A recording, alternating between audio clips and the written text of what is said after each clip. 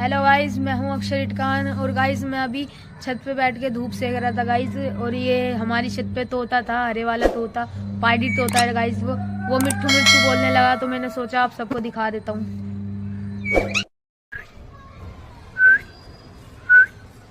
ये देखो गाइज, ये पहाड़ी तोता है गाइज।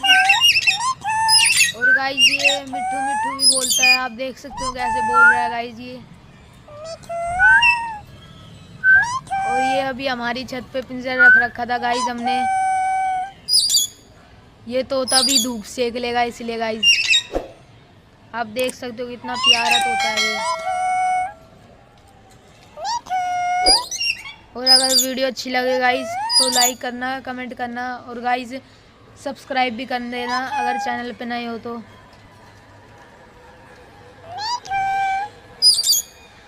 मैं रोज आपके लिए ऐसी इंटरेस्टिंग वीडियो लाता रहूँगा गाइज। और बेल आइकन को क्लिक करना मत भूलना गाइज।